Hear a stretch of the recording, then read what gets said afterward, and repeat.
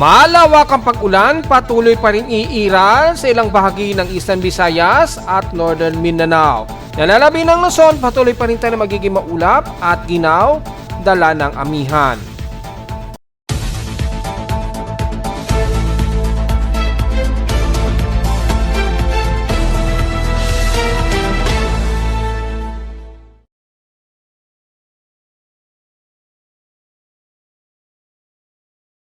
Hello, good morning mga folks. Welcome po muli sa ating Daily Weather Bulletin at Analysis para sa araw ng Martes, February 10, 2026. Ang oras sa ating boss may maga, alas 11:17 na ng magtatanghaling tapa.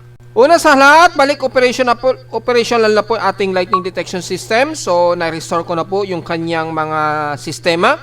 At ngayon ay balik normal na po yung ating lightning detector. So, sa good news naman, hindi naman nasira ang ating antena. Nagawa nating malinis at ma-recover po yung ating electronics para dun sa antena. So ngayon ay operational na po muli ang ating lightning detection system sa Caloocan. Kaya accurate na nating mamomonitor in real time yung mga pagkulog at pagkilat. At makikita natin dito, although kakaunti lamang, mga nasa at least 8 lightning strikes, pero sa nakaragatan naman ito ng Eastern Visayas sa Dagat Pasipiko. So wala tayong masyadong lightning detection na nadedetect so far. So malayo naman yan, more than 700 km ang layo. So sa ating real time, mga 15 lightning strikes lamang, within 2 hours lamang ang aktibo. So wala tayong masyadong komento. At sa ating Doppler radar imagery, halos wala tayong nakikitaan na makakapal na kaulapan na may dalang maraming ulan. So most probably magiging gloomy lang tayo, overcast at haze ang magiging paligid natin dito sa Luzon. Except na lamang sa may bandang Eastern Visayas nga po, o almost Central Visayas hanggang Eastern Visayas, nasa kanila ngayon yung pinaka-boundary ng Shiline muli. At asahan ang mas malawakang ulan na umiiral nila sa kanila ngayon. Sa ating current conditions, bukod sa overcast gloomy nga po tayo, mostly cloudy rin ang umiiral dito sa amin sa Caloocan. So, asahan natin sa buong Metro Manila yun mga folks. Sa lowest temperature na netala, naki-weather station, kaninang 5:56 AM, nakapagtala kami ng lowest of 22.7 degrees Celsius. Kahapon, pinaka-highest na po ang 29.8 degrees Celsius. Kahapon, ng hapon at 1:28 PM. So, mababa pa rin ang heat index natin at 33.7 degrees Celsius. Pinakamataas na po yan sa amin sa Caloocan. So sa PX Extremes in past 24 hours ay wala tayong latest na PX Extremes. Double check natin dito kung meron na. Ayun, meron. So sa highest, sa pinaka lowest temperature na naitala sa Baguio City ay 13.6 degrees Celsius. Pero yung pinaka highest na air temperature natin San Jose Occidental Mindoro na 34.6 degrees Celsius.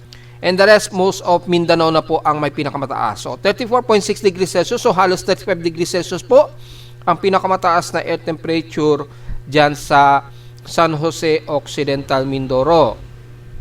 At pagdating naman sa lowest temperature nga po, ang Baguio pa rin uli ang nangunguna na may 13.6 degrees Celsius na ginaw.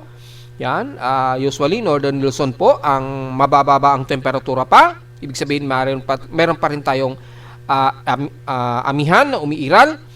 At sa unulan naman, nangunguna ang Borongan Isa Samar na may total na 179 millimeters na total rainfall as of 11 o'clock ngayong umaga. So, ang grabe naging pag-ulan nila ngayon sa Eastern Samar region. Yan. Mostly Eastern Samar ito. Giyan, Maasin, hanggang bandang Cebu po. Umaabot halos 50 to 59 millimeters ang grabing ulan sa kanila. So, inaasahan natin na naman, tuloy-tuloy na naman ang mga pagbaha, lalo na sa Eastern Samar region. Mag-iingat po mga kababayan natin mga folks. Yan, so balik po tayo uli sa pinaka-dashboard. So after nyan ay ang ating outside humidity so far ay 74%, katamtaman, wala itong pinagbago since last hour. High pressure area tayo, 1,014 hectopascals at mabagal itong pagbaba since last hour. So normal po maging ang ating space weather status, wala tayong problema. High tide, low tide status, minimum low pa rin po tayo. Pero again, kung titingnan natin sa ating latest global assessment, doon sa significant wave height natin, yan, so medyo na-fix na rin natin yung wave height So na-fix na rin natin. Ayan na. So, properly na po at makikita natin ay usually ay mataas ang pag-alon dito sa Southeastern Luzon. Ayan.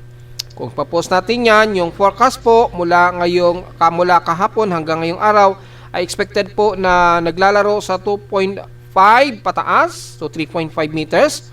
At maaari pang umabot ng 4 meters according dito sa data feed di Pag-asa ay makikita natin ay umaabot sa mas mataas na pag-alon ang eastern sections ng Luzon, lalo na sa Southeastern Luzon sa Bicol Region at Eastern Samar Region na kung saan nandyan yung malakas yung boundary ng sea line ay pinag-iingat po at kung maaari ay wag muna tayong pumalaot dyan at siguradong maatindi po ang alon sa karagatan na yan. Sa extreme northern Luzon naman, usually bandang Ilocos, probably maabot ng 2.5 meters. Estimate pataas ay dito lang naman yan sa may bandang dulo na Ilocos Norte. Pero bandang La Union naman ay mukhang normal naman, medyo mababa naman ang alon, at least mga around 1.5 to 1 meters. So medyo alalay na lamang dahil malakas pa rin ang daloy ng ating amihan. So yan po yung latest ng significant wave height ni Pag-asa. Nag-update kasi sila ng kanilang wave height. Yan, yung animation wave height. So tingnan po natin mga folks at mag-iingat parati lalo na sa mga tumatawid na mga roro natin. Yan. So mamaya na natin didiscuss yan tungkol dyan sa ating ulat panahon o may tropical cyclone ba. Unahin muna natin ang lagay ng ating almanac. Ay sumikat ang haring araw kaninang 6:21 AM at lulubog po ito mamayang 5:58 PM. At dahil kakatapos lang ng last quarter ay warning crescent of 44% illuminated na lamang po tayo. Palubog pa lamang po ito ha. So nasa elevation of 4 degrees pa. So matatanaw pa yan sa Manila Bay palubog. Diyan sa pag nakatingin kayo sa may bandang Manila Bay, matatanaw nyo pa rin po yung paglubog ng ating buwan kung hindi masyado maliwanag ang sikat ng araw. So pamunset pa lamang po siya ngayong 11:43 AM pa. At bukas pa po ito ng madaling araw 1:08 AM magmo-moonrise. Sa ating local weather outlook para ngayong Martes at Miyerkules ay asahan po ang partly cloudy ang ating umaga maging sa hapon din dito sa amin sa Caloocan. So magiging makulimlim pa rin po tayo. Expected dyan. Ganon din bukas po. Nang Miyerkules ay magiging maulap din tayo sa maghapon. Maliit ang chance daw ng pag-ulan. So probably isolated lang ito, 10%. Pero ngayong araw daw ay 100% ang chance daw ng pag-ulan natin. Well, tingnan po natin. Maaaring hindi dito sa amin sa Caloocan, maaaring sa ibang bahagi ng Metro Manila, especially bandang Marikina, Taytay, papasok ng pa-eastern sections po ng Metro Manila. So, just in case po, magdala po ng payong, lalo na sa mga pupunta ng bandang Pasig po, ay may chance ng pag-ulan dyan. Dito sa amin sa Kanluran, bandang Caloocan, Grace Park ay maliit ang tsansa. So, tingnan po natin kung papasok dahil 100% daw ang naka-forecast dito. High sa lowest temperature expected maglalaro 28 to 29 degrees Celsius and lowest temperature expected ay nasa 22 to 23 degrees Celsius. So, diretso muli tayo sa ating ginagamit na satellite imagery. Makikita po ang malawak na kaulapan nito na may dalang ulan dito sa may most of Eastern at Central Visayas. So magiging mas maulan po tayo sa may bandang Eastern Samar Region, nakataas na ang thunderstorm advisory dyan, kabilang na ang buong Leyte, Cebu at Bohol area. Kaya activate natin ang heavy rain potential gamit ang himawari. Yan, heavy rain potential tayo.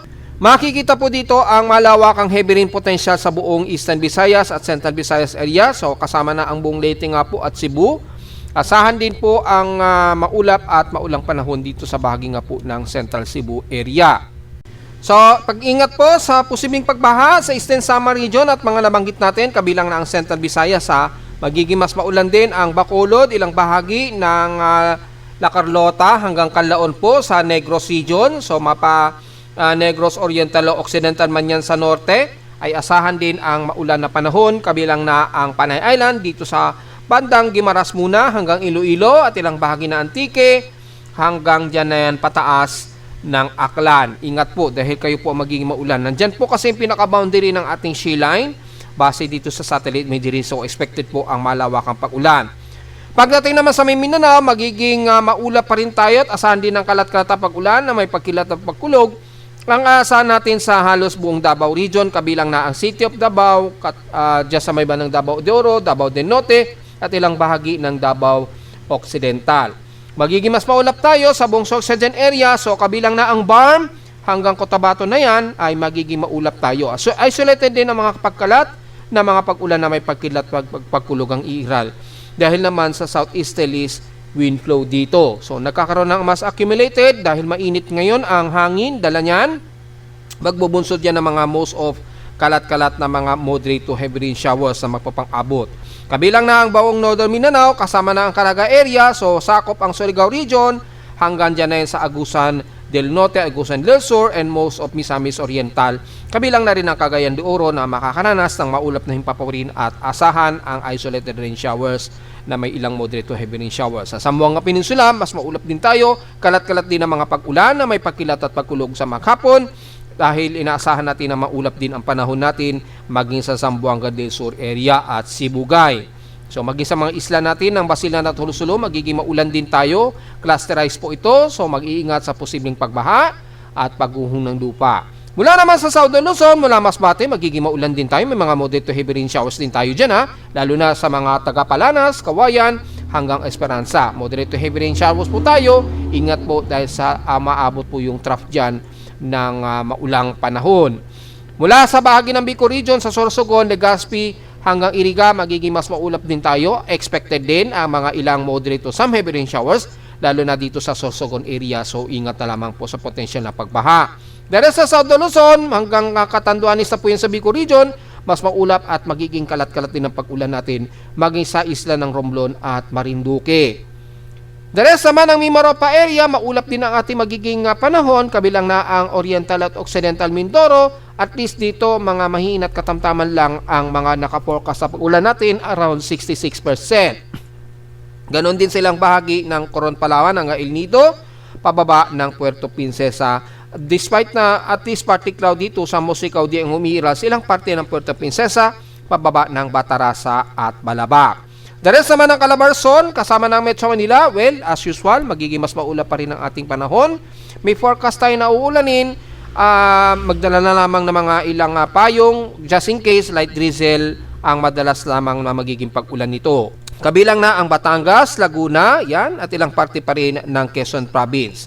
Then, pataas na po ng Metro Manila hanggang Bulacan, magiging maulap nito, very gloomy, hanggang Central Luzon na po yan. Very gloomy po tayo niyan. Although, at least, moderate ang panahon natin, despite na hazy tayo at maulap, hanggang sa buong extreme Northern Luzon. Patuloy pa rin ang daloy ng ating amihan, kaya patuloy pa rin ang ginaw na mararamdaman natin sa maghapon po. So, generally, ang mas magiging concentrated ng pag-ulan, most of Eastern Visayas at Central Visayas area at ilang bahagi po ng Northern Mindanao dahil po sa boundary na ito ng shear line. Well, wala naman tayong binabantay na anumang tropical wave. Well, naipaliwanag na natin ito kahapon. So, normal naman ating West Pacific Basin.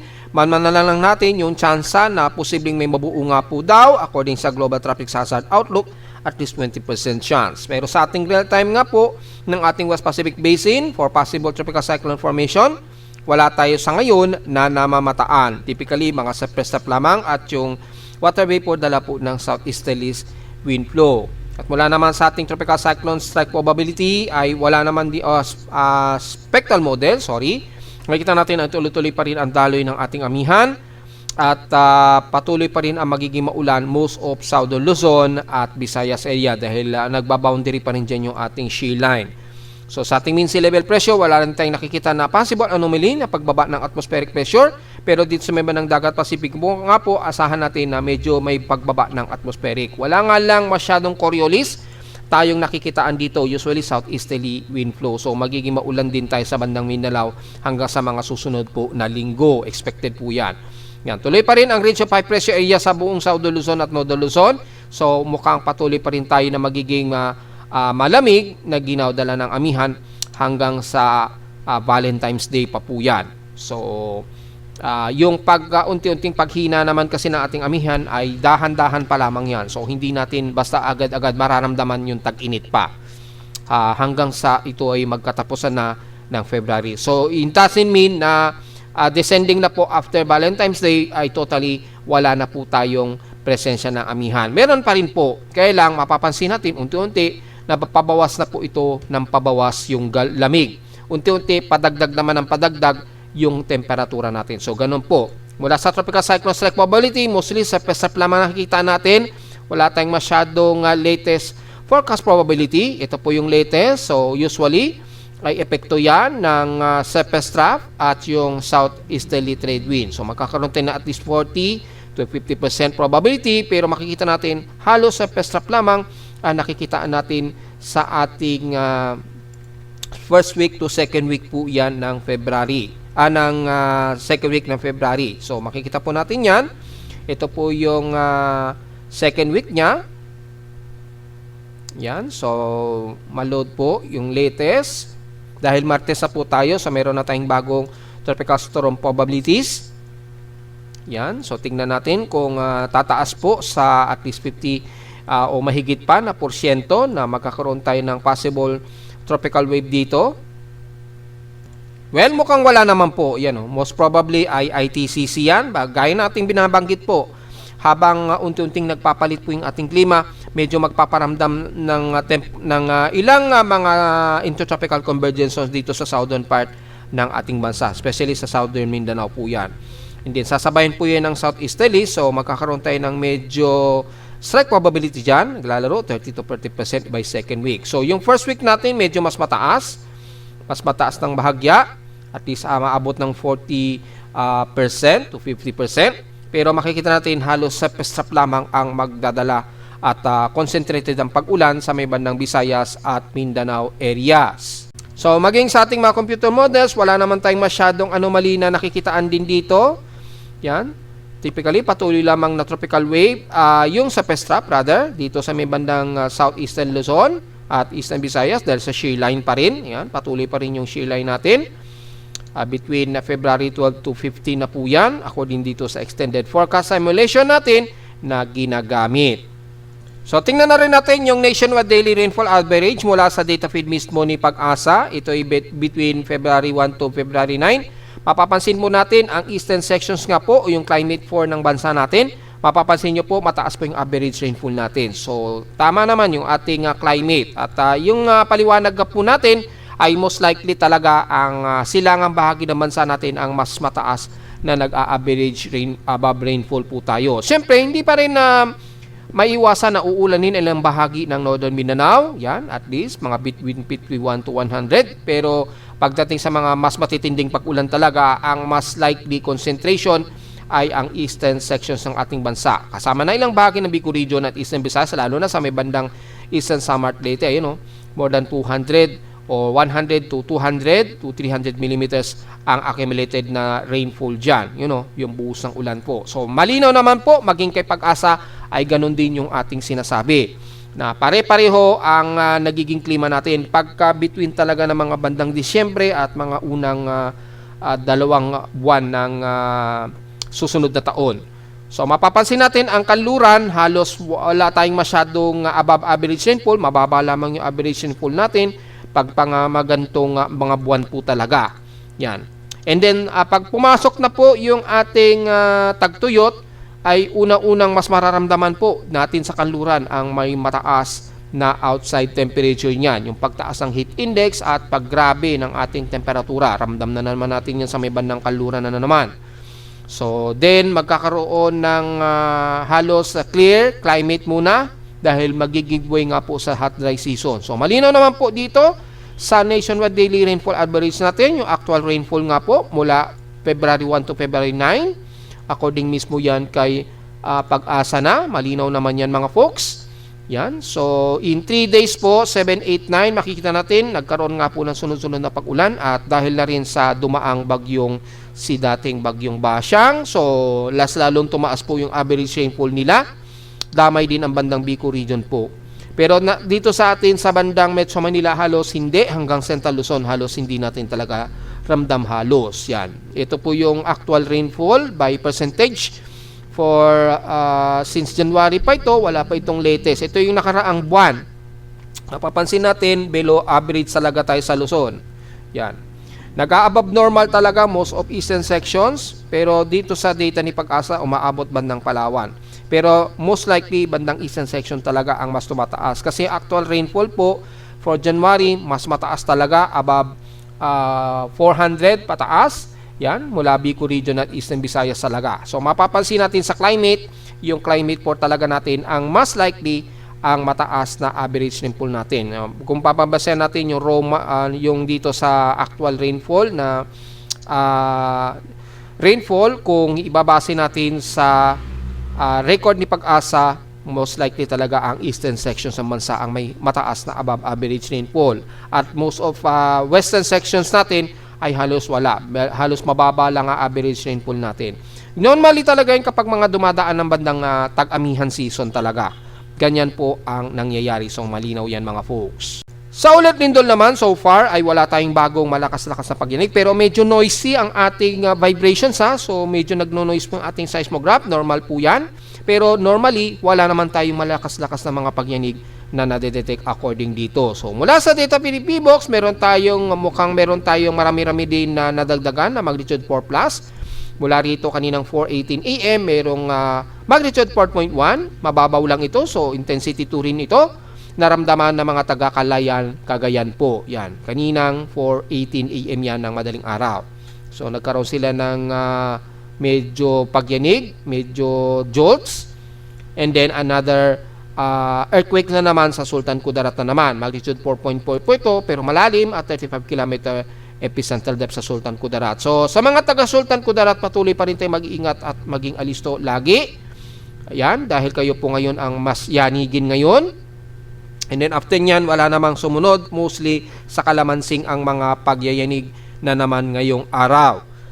At dahil sunod-sunod na naman ang mga pagyanig, tingnan po natin yung historical earthquake natin, kung ilan na ang total earthquake natin ngayong araw, since mas marami na namang nadagdagan ng mga aftershocks dyan sa kalamansing Sultan Kudarat. So tingnan natin, i-load natin yung ating historical earthquake data.